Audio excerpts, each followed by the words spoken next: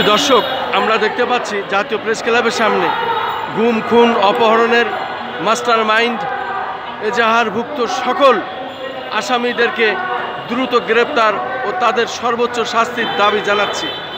এই ব্যানারে তারা আজকে এখানে এসেছেন।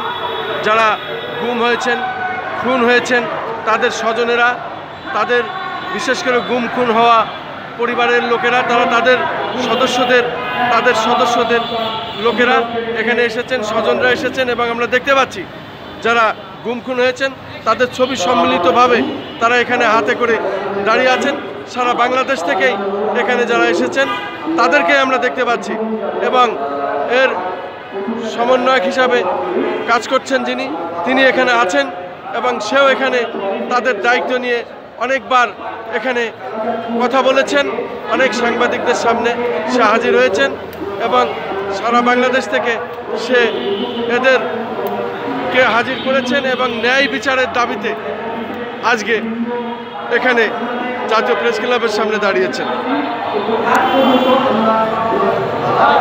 আমি খন্দকার মাসুদুজ্জামান, ধারাবাহিকভাবে আমি প্রচার করে যাচ্ছি। আমি সকাল থেকেই দেখতে পাচ্ছি জাতীয় প্রেস ক্লাবের সামনে পরিবারের সদস্যরা এখানে এসেছেন, তাদের সদস্যরা ছবি সম্মিলিতভাবে ছবি হাতে নিয়ে তারা আহাজারি জানাচ্ছে।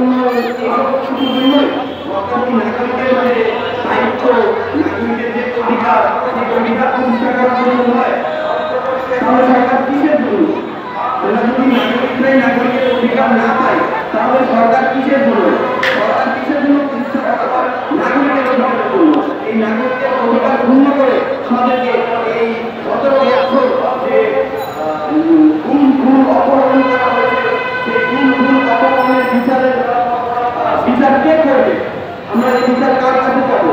এই বিচারের দাবিতে আমরা কার দরজায় গিয়ে দাঁড়াবো? এই যে এতগুলো পরিবার যারা এখনো পর্যন্ত তাদের স্বজনদেরকে বিভিন্ন জায়গায় রাস্তায় ঘাটে বিভিন্ন জায়গায় খুঁজে বেড়াচ্ছে, তাদেরকে আমরা কোথায় পাবো? আমরা আজও পর্যন্ত রাস্তায় কোনো অবৈধ বঞ্চিত কোনো প্রতিবন্ধী বা কোনো সাধারণ জ্ঞানহীন মানুষ দেখি। ওইখানে আমরা বোঝার চেষ্টা করছি আমাদের এই পরিবারের মধ্য থেকে কোনো একজনের বাবা, ভাই, স্বামী বা বড় ভাই লোক তারা কি এদের মধ্যে আছে কিনা? মানে আমরা একজন যদি দেখি যে আমাদের এই হত্যা মানসিক ভারসাম্যহীন, তাহলে আমরা বুঝাতে পারছি আমাদের যে পরিবারগুলো এতদিন ধরে যুদ্ধ করছে তাদের এই পরিবারগুলোর মধ্যে কেউ একজন আমরা সফল হতাম তখনই যখন এতগুলো পরিবারের মধ্যে থেকে একজনকে ন্যূনতম একজনকে আমরা খুঁজে বের করতে সাহায্য করতাম। মানে বাংলাদেশের সরকার কি এতটাই ব্যর্থ যে এতগুলো পরিবারের মধ্যে থেকে একজন মানুষকে এখনো পর্যন্ত খুঁজে বের করতে পারবো না? বাংলাদেশের প্রশাসনিক ব্যবস্থাটি এতটাই ভিন্ন যে এখনো পর্যন্ত এই পরিবারগুলোর যে সদস্য তারা গুম হয়েছে বিগত 17 বছরে এসিস সরকারের দ্বারা, এসিস শেখ হাসিনার দ্বারা, তাদেরকে এখনো পর্যন্ত একজনকেও খুঁজে বের করতে পারবো না। কেন পারবো না? তারা এতই মানে কি বলবো, তারা এতটাই মানে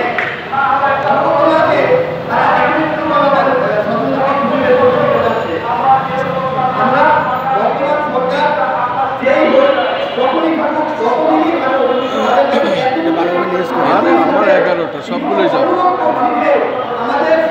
সামনে একটু দাঁড়ান, এই সামনে ব্যানার সহ একটু এই জায়গায় দাঁড়ান, এই জায়গায় আমার দিক মুখ করে একটু দাঁড়ান। আমার এদিক, হ্যাঁ এইখানে হ্যাঁ। শুধু দর্শক, আজকের এই সারা বাংলাদেশ থেকে গুম খুন হওয়া যে পরিবার তাদেরকে নিয়ে দীর্ঘদিন কাজ করে আসছেন সেই ব্যক্তি এই বিল্লাল ভাই আজকে জাতীয় প্রেস ক্লাবের সামনে আমরা ওনাকে দেখতে পাচ্ছি। উনি নিজেও গুম হয়েছিলেন এবং গুমের শিকার হয়েছিলেন। মূলত বলতে গেলে কি, আমিও এই পেশায় কাজ করে আমি এই সাদা পোশাকধারীদের হাতে 3 বার অপহরণ হয়েছিলাম। সেই পেশাগত দায়িত্ব পালন করতে গিয়ে আমি দেখতে পাচ্ছি আজকে এই গুম খুন পরিবারের সারা বাংলাদেশ থেকে উনি যার নেতৃত্ব দিচ্ছেন সেই ব্যক্তির সাথে আমরা দুটো কথা বলবো। আজকে যে আপনি এখানে সমস্ত পরিবারের লোকদের এখানে হাজির করেছেন, এটা আপনার পক্ষে কিভাবে সম্ভব হলো? কতদিন ধরে কাজ করতেছেন? আমরা 5ই আগস্টের পরে 9 তারিখ থেকে আমরা এই যারা গুম হয়েছে, অপহরণ হয়েছে তাদেরকে সবাইকে নিয়ে কাজ করতেছি এবং এখানে যারা ফেরত আসছে, যারা ফেরত আসে নাই সবাইকে নিয়ে করছি। এখানে এখন আমরা অনেকে থানায় মামলা করছি, মামলা টামলা করার পরেও এখানে কিছু দুষ্কৃতী লোক এই যে আজকে সাইনবোর্ডে যারা দেখছে থানায় এজাহারভুক্ত আসামি, তারা কিন্তু আমাদেরকে হত্যার উদ্দেশ্যে বিভিন্ন ধরনের হুমকি দামকে ভয়ভীতি দিচ্ছে এবং আন্তর্জাতিক 12 তারিখ আন্তর্জাতিক অপরাধ ট্রাইব্যুনালের সামনে আমাকে অতর্কিতভাবে হামলা করে মেরে ফেলার জন্য আমি শাহবাগ থানায় একটা অভিযোগ করি এবং এই আসামিরা ঘুরে বেড়াচ্ছে, তাদের কোনো আপনার করতেছে না, আইনের আওতায় আনতেছে না। তাই আমরা অতি সত্ত্বর এদেরকে আইনের আওতায় এনে এদের দৃষ্টান্তমূলক শাস্তি দাবি করছি। শুধু দর্শক, এই সেই বিল্লাল সাহেব যে সারা বাংলাদেশ থেকে প্রত্যেকটা গ্রামে গ্রামে গিয়ে খুঁজে বের করেছেন এই যারা গুম হয়েছে, খুন হয়েছে, হত্যা হয়েছে, তাদের প্রতি এই সহানুভূতি দেখানোর জন্য ওনার প্রতি আমরা আজকে জাতীয় প্রেস ক্লাবের সামনে আমি স্যালুট জানাই।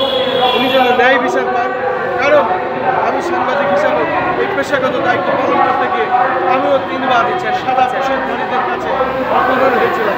আমি চাই ন্যায় বিচার এবং এই আল্লাহ সাহেব যেভাবে কাজ করছেন তার সাথে আমরা সহমর্মিতা জানাচ্ছি, তার সাথে আমরা এক হয়েছি এবং আমরা একত্রতা বোধ হয়ে চাই ন্যায় বিচার দেশে হোক, যারা দেশের বাইরে পলাতক আছে তাদেরকে দেশে ফিরিয়ে আনা হোক এবং দেশের প্রচলিত আইনে বিচার করা হোক। অন্তর্বর্তীকালীন সরকার প্রধান প্রফেসর ডক্টর মোহাম্মদ ইউনূস সাহেবের প্রতি আমাদের আহ্বান, বিশেষ করে আমাদেরই আন্দোলন সংগ্রামের ফসলে অন্তর্বর্তী সরকার, ছাত্র জনতার আন্দোলনের ফসলে যেহেতু আপনি শান্তিতে ব্যবহার করেছেন, সারা বিশ্ব আপনাকে চিনে শান্তিপ্রিয় মানুষ আপনি, এবং আপনার কাছে আমরা আজকে এই ন্যায় বিচার প্রত্যাশা করছি জাতীয় প্রেস ক্লাবের সামনে।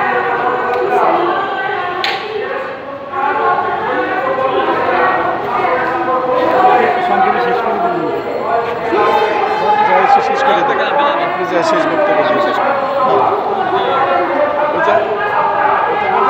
আজকের মতো এখানে শেষ করছি।